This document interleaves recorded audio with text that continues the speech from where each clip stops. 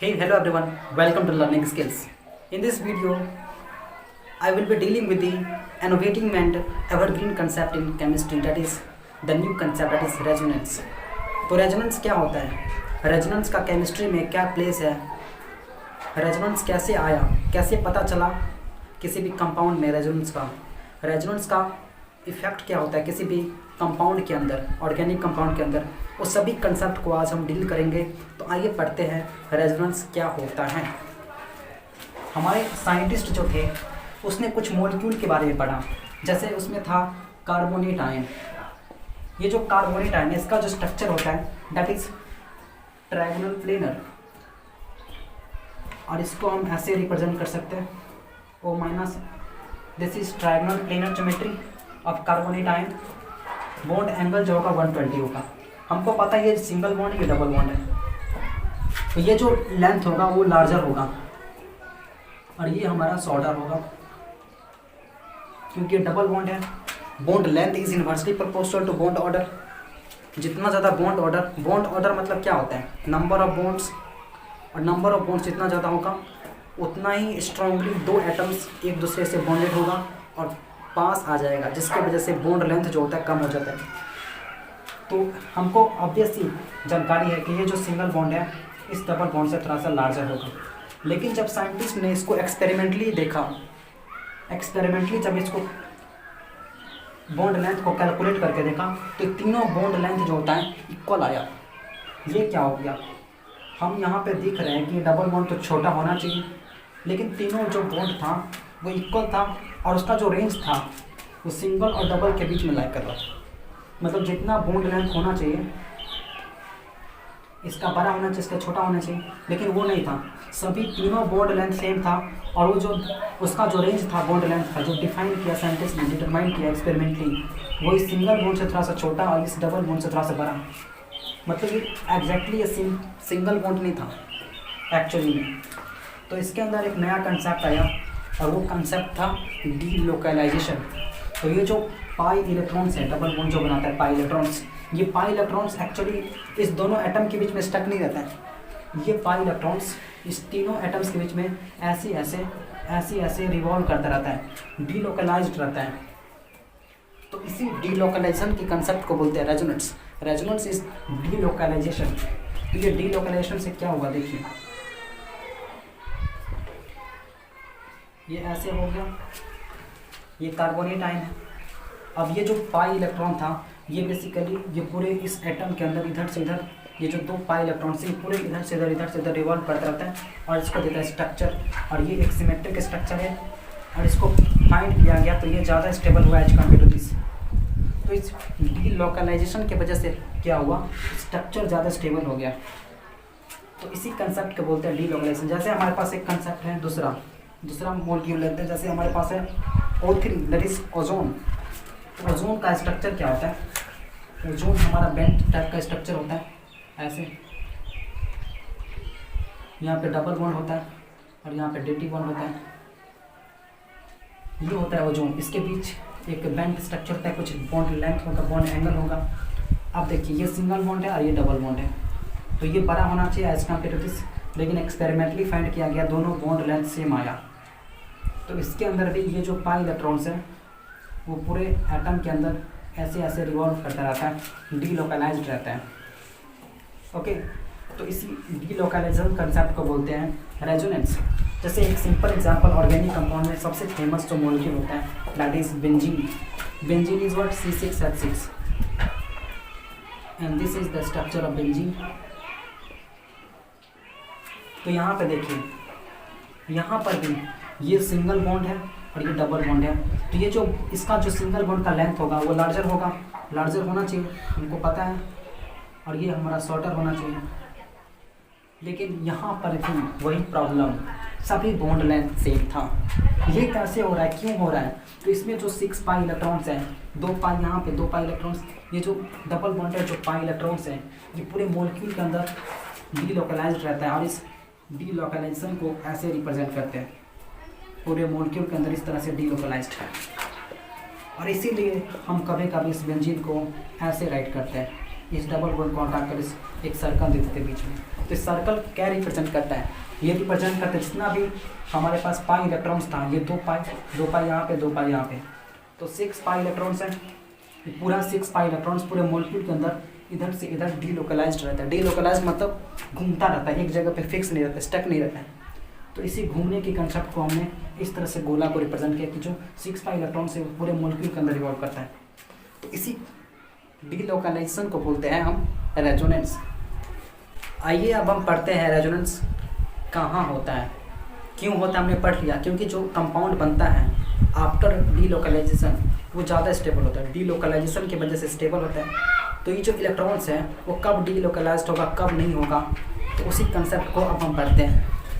तो जैसे हम एक सिंपल एग्जांपल लेकर देखते हैं। हमारे पास है butadiene, that is CH2 double bond CH single bond CH double bond CH2, this is butadiene. अब हम इस हर एक कार्बन की हाइब्रिडाइजेशन को देखते हैं और ये स्ट्रक्चर प्लेनर है या नॉन प्लेनर है। देखिए ये कार्बन 2 हाइड्रोजन से जुड़ा है, एक कार्बन से जुड़ा है, तो 3 बॉन्ड बना रहा है, मतलब ये sp2 है। ट्रायंगुलर प्लेनर मतलब sp2, क्योंकि ये ट्रायंगुलर प्लेनर है। जैसे इस टाइप से यहाँ पे इस कार्बन पे इधर डबल बॉन्ड है CH और एक हाइड्रोजन इस टाइप से इस देख सकते हैं। तो ये 120 एंगल है।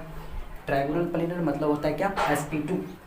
तो इसका अब यहाँ भी देखिए, इसका भी ट्रायंगुलर प्लेनर एक कार्बन के साथ, एक हाइड्रोजन के साथ और एक कार्बन के साथ, तो 3 बॉन्ड है। तो ये भी sp2, इसी तरह से ये भी sp2 और ये भी sp2। और हमको पता है sp2 मतलब ट्रायंगुलर प्लेनर, मतलब एक ही प्लेन में होगा।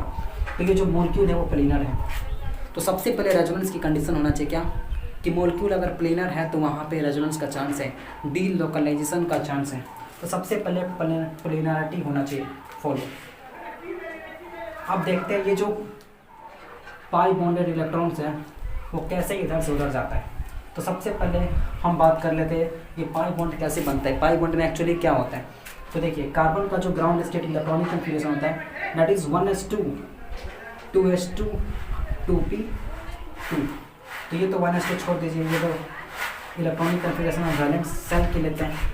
तो ये देखिए 2s2 2p2, तो s में 2 ऑर्बिटल है 2s में, और p में जो होगा 2 इलेक्ट्रॉन्स है। इस 2s ऑर्बिटल में 2 इलेक्ट्रॉन्स और इस p में 2 इलेक्ट्रॉन्स।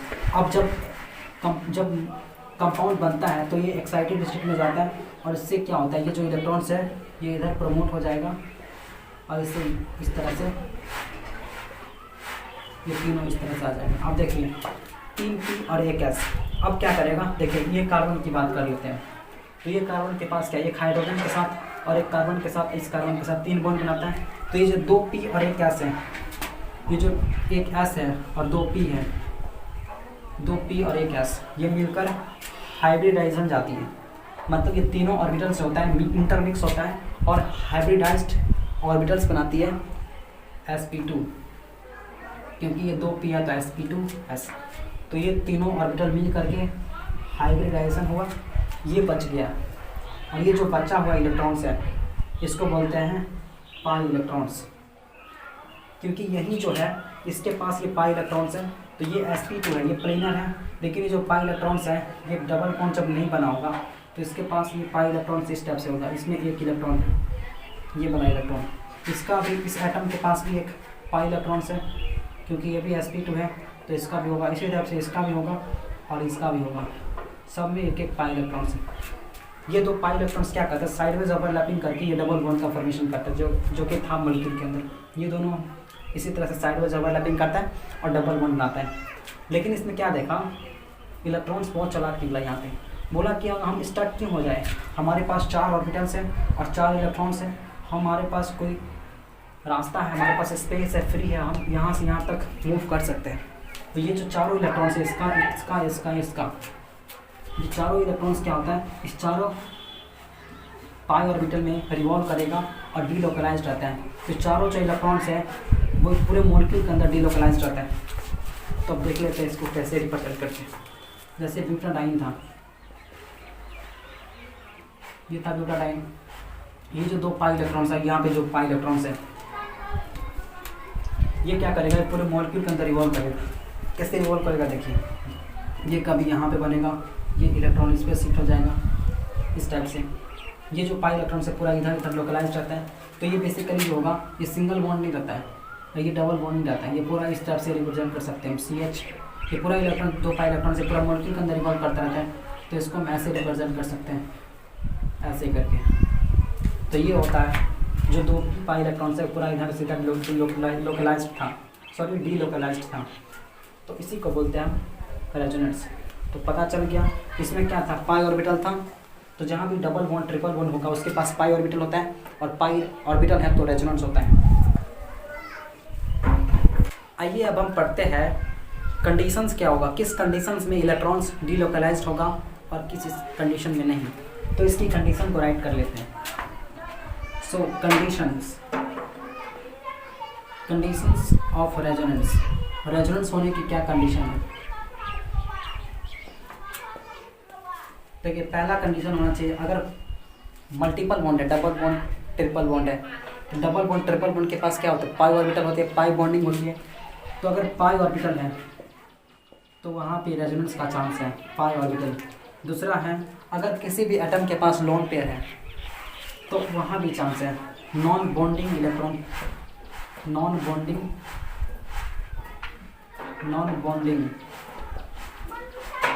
इलेक्ट्रॉन ऑर्बिटल्स,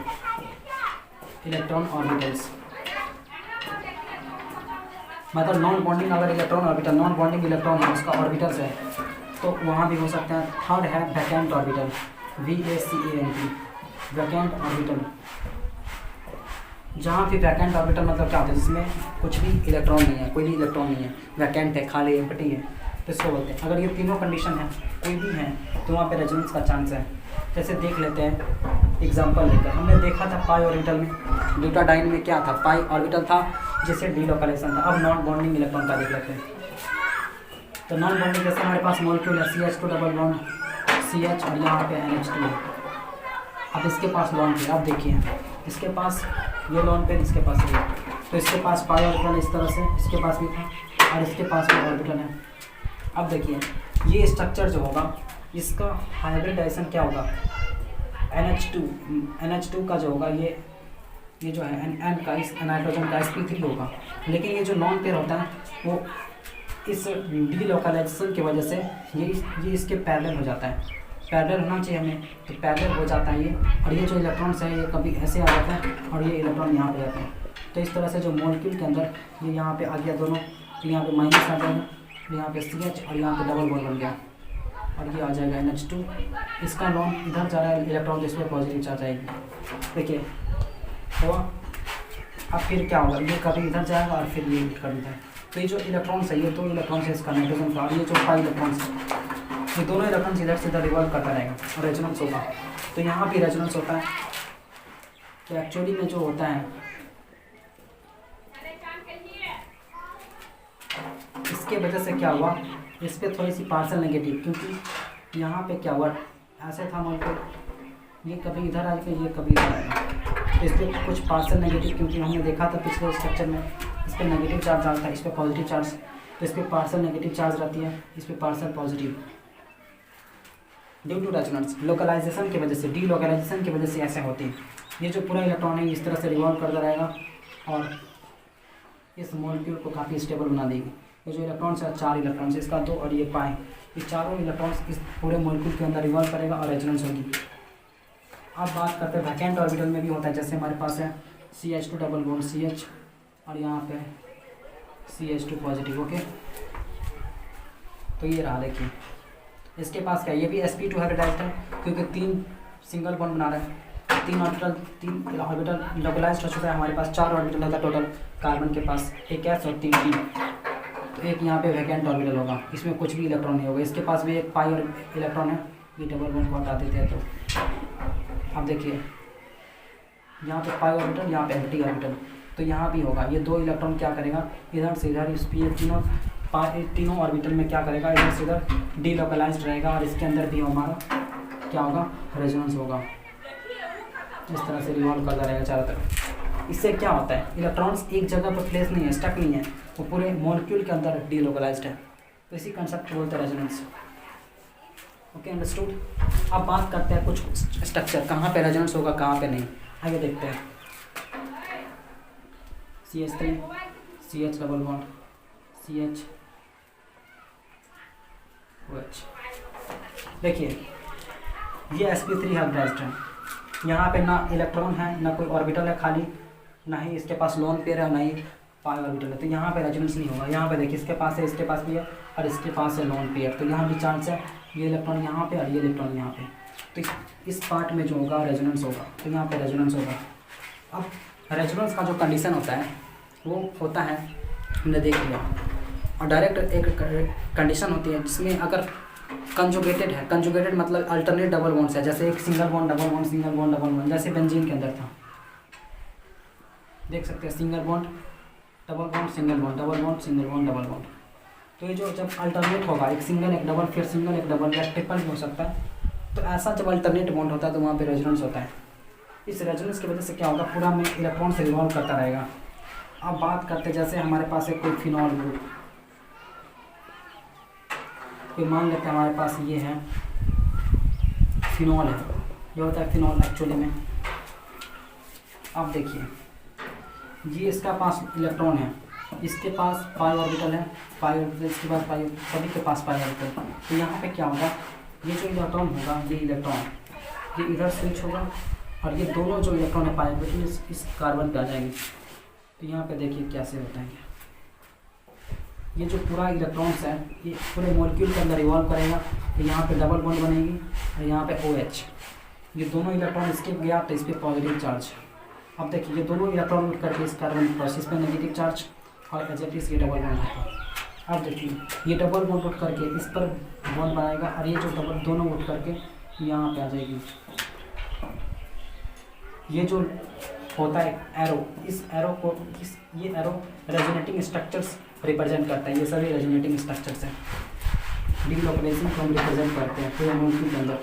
अब देखिए दोनों यहाँ पे आ गए, यहाँ का डबल बॉन्ड, यहाँ पे पहले से डबल बॉन्ड था और ये दोनों उठ करके यहाँ पे नेगेटिव और यहाँ पे डबल बॉन्ड पहले से। अब फिर से होगा, ये यहाँ पे हो जाएगा और ये जो इलेक्ट्रॉन है दोनों यहाँ पे स्विच होगा। फिर से देख लेते हैं, ये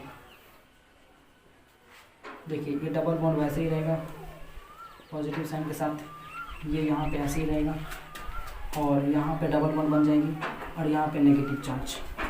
अब क्या होगा, फिर से देखिए ये यहाँ पे आएगा और फिर ये अगेन वहाँ पे स्विच। अब देखिए इसके बीच डबल बॉन्ड, ये डबल बॉन्ड और ये डबल बॉन्ड और यहाँ पे फिर गया OH। अब देखिए ये जो है पूरा इसको बोलते हैं रेजोनेटिंग स्ट्रक्चर्स। इस तरह से डीलोकलाइज्ड इलेक्ट्रॉन्स पूरे मॉलिक्यूल के अंदर आते हैं। अब देखिए ये दोनों मॉलिक्यूल, देखिए क्या डिफरेंस, ये जो डबल बॉन्ड था यहाँ पे था डबल बॉन्ड, लेकिन यहाँ पे सिंगल बॉन्ड है, डबल बॉन्ड यहाँ आ गया, ये डबल बॉन्ड यहाँ आ गया और ये डबल बॉन्ड यहाँ आ गया, मतलब डबल बॉन्ड की स्विचिंग हुआ। तो ये होता है रेजोनेंस। अब देखिए इस रेजोनेंस की वजह से क्या हुआ, ये जो है यहाँ पे नेगेटिव चार्ज आ गया, यहाँ पे नेगेटिव चार्ज आ गया, यहाँ पे भी नेगेटिव चार्ज। तो ये जो नेगेटिव चार्ज कहाँ आया, ये होता है ऑर्थो पोजीशन, ये होता है मेटा और ये होता है पैरा। तो देखिए ऑर्थो और पैरा पे नेगेटिव चार्ज आ गया।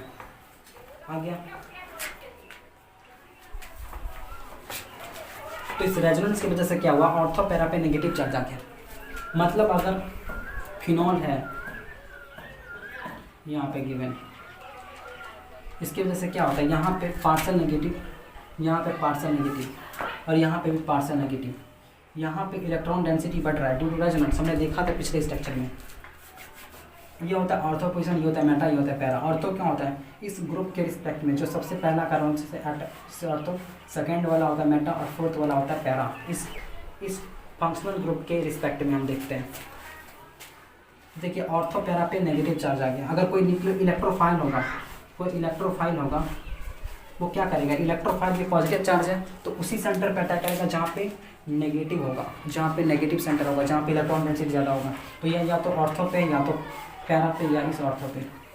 ओके, तो इसीलिए फिनॉल को बोलते हैं ortho directing group, ortho para directing group, क्योंकि ये कोई भी इलेक्ट्रोफाइल होता है वो ऑर्थो और पैरा पे डायरेक्ट करता है, क्योंकि यहाँ पे रेजोनेंस की वजह से नेगेटिव चार्ज आ जाता है। तो ये होता है जो फिनॉल हो, जो भी हमारा इलेक्ट्रॉन विड्रॉइंग ग्रुप होता है, जैसे इलेक्ट्रॉन डोनेटिंग ग्रुप होता है। जैसे हमारे पास OH ग्रुप है, इसके पास लॉन पेयर है तो ये डोनेट करेगा। NH2 है, इसके पास भी लॉन पेयर है तो ये भी बेंजीन के अंदर इलेक्ट्रॉन डोनेट करता है। और जब इलेक्ट्रॉन डोनेट करता है बेंजीन के अंदर, इसकी वजह से क्या होता है, ऑर्थो और पैरा पे नेगेटिव चार्ज आती है। जैसे हमारे पास है कुछ और OCH3, ये जब अटैच होता है किसी भी बेंजीन के साथ, और होता है हमारे पास NHR, इसी तरह से NR2, CH2 माइनस, ये सब जितने भी हैं जो बेंजीन को इलेक्ट्रॉन दे सकते हैं। जो जैसे यहाँ पे NH2 है, ये लॉन पेयर, जिसके पास भी इलेक्ट्रॉन है, जिसके पास भी इलेक्ट्रॉन है, वो क्या करेगा, वो पूरे बेंजीन के अंदर लोकलाइज रहेगा electrons.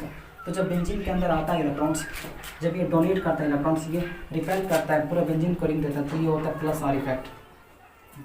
This is plus R effect, क्योंकि ये इलेक्ट्रॉन दे रहा है, बेंजीन में आ रहा है इलेक्ट्रॉन, इसकी इलेक्ट्रॉन डेंसिटी को बढ़ा रहा है यहाँ पे।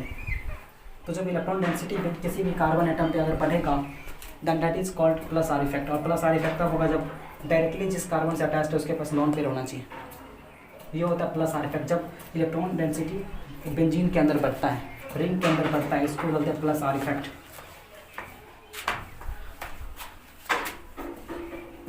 अब और जब कोई और इलेक्ट्रॉन विड्रॉइंग ग्रुप लगा, जैसे हमारे पास है C डबल बॉन्ड और CH3, ये अगर लगा है तो ये क्या करेगा, ये जो दोनों पाई बॉन्ड है ये यहाँ पे आएगा और ये यहाँ पे, इससे क्या होता है, यहाँ पे पॉजिटिव चार्ज आएगी और यहाँ पे पॉजिटिव चार्ज और यहाँ पे पॉजिटिव चार्ज। या तीनों चारों का रेजोनेटिंग स्ट्रक्चर्स बनाएंगे तो ऐसा आएगा। अब देखिए ये क्या करता है, ये बेसिकली क्या करता है, जो भी इलेक्ट्रोफाइल होगा, यहाँ पे इलेक्ट्रोफाइल होगा, इलेक्ट्रोफाइल ये उस वहाँ पे टक्कर है जहाँ पे नेगेटिव सेंटर है, तो यहाँ पे तो पॉजिटिव आया, तो ये मेटा पे डरे, क्योंकि मेटा पे ना पॉजिटिव है ना नेगेटिव है, मेटा पे कोई इफेक्ट नहीं होता है इस ग्रुप का। रेजोनेंस की वजह से केवल ऑर्थो पैरा पे इफेक्ट होता है, जिसकी वजह से यहाँ पे पॉजिटिव चार्ज आ रहा है रेजोनेंस की वजह से। तो ये जो होगा मेटा पे डायरेक्ट करेगा, तो ये जो ग्रुप होता है मेटा डायरेक्टिंग ग्रुप होता है। और वो हम कैसे फाइंड कर सकते हैं, रेजोनेंस के स्ट्रक्चर्स को देखा, रेजोनेंस स्ट्रक्चर से ड्रॉ कर लो कहाँ पे नेगेटिव चार्ज आ रहा है, कहाँ पे पॉजिटिव चार्ज आ रहा है। तो जहाँ पे नेगेटिव चार्ज आएगा इस एटम के पास, वहाँ पे इलेक्ट्रोफाइल अटैक करेगा। तो ये जो होता है मेटा डायरेक्टिंग ग्रुप, और ये इलेक्ट्रॉन को ले रहा है, खींच रहा है। जब इलेक्ट्रॉन बेंजीन ग्रुप से खींचेगा तो इसको बोलते हैं minus are effect, minus are effect. Okay, ये होता है रेजोनेंस इफेक्ट। इस डीलोकलाइजेशन की वजह से क्या हुआ, इसके ऊपर पार्सल पॉजिटिव, पार्सल यहाँ पे पार्सल पॉजिटिव आ रहा है, तो इस इफेक्ट को बोलते हैं plus R effect, minus are effect, जब वो इलेक्ट्रॉन को ले लेगा बेंजीन से। और ये होता है मेटा डायरेक्टिंग ग्रुप, क्योंकि मेटा पे थोड़ा सा इलेक्ट्रॉन डेंसिटी ज़्यादा है, इसका पीरियडिस यहाँ पे तो पॉजिटिव है, यहाँ पे तो कुछ चार्ज ही नहीं है, फिर तो ये अच्छा होगा सेंटर अटैक करने का। तो ये होता है। लेकिन ये जो हमारा हेलो ग्रुप होता है, जब कोई भी हेलो ग्रुप किसी बेंजीन से कनेक्ट होता है, जैसे Cl, ये क्या करता है, इसका पास लॉन पेयर है, तो ये तो रेजोनेंस में देगा, दे रहा इलेक्ट्रॉन, तो प्लस आर इफेक्ट। लेकिन क्या होता है एक्चुअली में, इंडक्टिव इफेक्ट की वजह से क्या होता है, ये ज़्यादा इलेक्ट्रॉन खींच लेता है, माइनस आर इफेक्ट से करता है, क्योंकि Cl ज़्यादा इलेक्ट्रोनेगेटिव है तो ये खींच लेगा। लेकिन यहाँ पे क्या होता है, इंडक्टिव इफेक्ट डोमिनेट करता है, inductive effect plus R effect से ज़्यादा होता है। तो ओवरऑल क्या करता है, ओवरऑल ये क्या करता है, प्लस आर इफेक्ट के यहाँ से पार्सल पॉजिटिव आएगा, पार्सल नेगेटिव, और यहाँ भी पार्सल नेगेटिव, यहाँ भी पार्सल नेगेटिव, क्योंकि ये दे रहा है इलेक्ट्रॉन ऐसे। लेकिन इंडक्टिव इफेक्ट की वजह से क्या होगा, ओवरऑल ये खींच ही लेता है, रेजोनेंस प्लस आर से ज़्यादा खींच लेता है। इसीलिए क्या होता है, ये जो होता है ऑर्थोपेरा डीएक्टिवेटिंग ग्रुप होता है, डायरेक्ट तो करता है लेकिन डीएक्टिवेट करता है, क्योंकि पूरा इलेक्ट्रॉन खींच लेता है। तो इस सेंस में क्या हुआ, ये जो ऑर्थोपेरा पे होता है पॉजिटिव चार्ज थोड़ा सा आ जाता है इसकी वजह से, क्योंकि खींच लेता है। ओके, अब इस कंसेप्ट को लेकर हम कुछ क्वेश्चंस को कर लेते हैं। जैसे हमारे पास है एसिडिटी, फाइंड क्वेश्चन है, find order of acidity, order of acidity. हमारे पास कुछ मॉलिक्यूल गिवन है, जैसे HCOOH, this is formic acid, CH3COOH, this is acetic acid, and हमारे पास ये है benzoic acid, and over here we have para chlorobenzoic acid. तो इसमें से ये फर्स्ट है, ये सेकेंड, ये थर्ड, ये फोर्थ। तो इसमें से सबसे ज़्यादा एसिड कौन होगा देख लेते हैं। देखिए इसमें क्या हो रहा है, ये स्ट्रक्चर ऐसे होगा, ये बेसिकली कार्बोक्सिलिक एसिड है। इस कार्बन के पास कोई भी अटैच्ड ग्रुप नहीं है, इसके पास CH3 ग्रुप है। देखिए इसका स्ट्रक्चर ड्रॉ करेंगे तो ऐसे होगा। ये क्या करेगा, ये जो एल्काइल ग्रुप है CH3, ये इलेक्ट्रॉन डेंसिटी बढ़ाएगा प्लस आई इफेक्ट से। इस कार्बन के पास नेगेटिव चार्ज आ जाएगी, जिसकी वजह से क्या होगा, नेगेटिव चार्ज आ जाएगा तो OH बॉन्ड उतना वीक नहीं हो पाएगा, क्योंकि इस पर नेगेटिव चार्ज आया तो इसको ज़्यादा खींचेगा नहीं, तो इस बॉन्ड में खिंचाव नहीं आएगा, खिंचाव की वजह से लॉन्गर नहीं होगा, और लॉन्गर की वजह से ये ब्रेक नहीं होगा, वीक नहीं होगा तो ब्रेक नहीं होगा। तो इस दोनों में से सबसे ज़्यादा हो गया एसिड। तो फर्स्ट जो होगा वो सेकेंड से ज़्यादा होगा। अब देखिए, अब इसमें और इसमें कंपेयर करते हैं। अब देखिए इसमें तो प्लस आर इफेक्ट है, प्लस आई इफेक्ट से शो कर रहा है, ये इलेक्ट्रॉन जो है इस पर दे रहा है। लेकिन यहाँ पे देखिए इसका अगर ड्रॉ करें हम, तो इस बेंजोइक एसिड को अगर हम ड्रॉ करें तो ये इस टाइप से होता है। ये देखिए ये क्या करता है, रेजोनेंस की वजह से क्या होता है, इलेक्ट्रॉन ऊपर आ रहा है। तो यहाँ पे तो पूरी तरह से इलेक्ट्रॉन ऊपर आ रहा है। ये क्या कर रहा है, माइनस आर इफेक्ट से ये इलेक्ट्रॉन बेंजीन के इलेक्ट्रॉन को खींच रहा है ऊपर की तरफ, और यहाँ पे तो बस प्लस आई इफेक्ट है। रेजोनेंस का जो होता है ज़्यादा इफेक्ट होता है, तो ये ज़्यादा इलेक्ट्रॉन डेंसिटी को इस कार्बन के ऊपर बढ़ा देगा, नेगेटिव आ जाएगी, जिसकी वजह से ये और एसिड कम हो जाएगा। तो सबसे पहले था फर्स्ट, उसके बाद था सेकेंड। अब देखिए इस दोनों में ये ज़्यादा हुआ इससे, अब इस दोनों में देखते हैं। अब यहाँ पे Cl लगा है, ओके। अब देखिए ये क्या करता है, Cl क्या करता है, माइनस आई इफेक्ट इसका ज़्यादा होता है प्लस आर इफेक्ट से, तो ये क्या करता है, ओवरऑल इलेक्ट्रॉन को खींच लेता है, तो ये डीएक्टिवेट करता है, जिसकी वजह से क्या हुआ, इस पर थोड़ा सा पार्शियल पॉजिटिव करेक्टर आएगी, तो ये ज़्यादा एसिड हो जाएगा। तो सबसे ज़्यादा एसिड कौन होगा, ये वाला होगा, सॉरी सबसे ज़्यादा होगा फॉर्मिक एसिड जो फर्स्ट आता, फिर सेकेंड, फिर ये होगा थर्ड, और फिर होगा ये फोर्थ। तो ये होता है, ओके। एसिडिटी के लिए कंसेप्ट होना चाहिए। अगर एसिडिटी के लिए कैसे चेक करते हैं, अगर कोई भी इलेक्ट्रॉन रिलीजिंग ग्रुप लगाए, अगर इलेक्ट्रॉन रिलीजिंग ग्रुप लगाए तो वो एसिडिटी को कम करता है, और इलेक्ट्रॉन विड्रॉइंग ग्रुप लगाए किसी भी कंपाउंड के अंदर तो वो एसिडिटी को बढ़ाता है। इलेक्ट्रॉन विड्रॉइंग ग्रुप मतलब बढ़ाएगा, ओके। यहाँ पे देखिए, यहाँ पे क्या हो रहा है, माइनस, यहाँ पे हो रहा है प्लस आर इफेक्ट, ये इलेक्ट्रॉन विड्रॉइंग ग्रुप नहीं है, ये इलेक्ट्रॉन दे रहा है, तो यहाँ पे एसिडिटी कम हो जाएगी, ओके। तो ये होता है कंसेप्ट था रेजोनेंस का।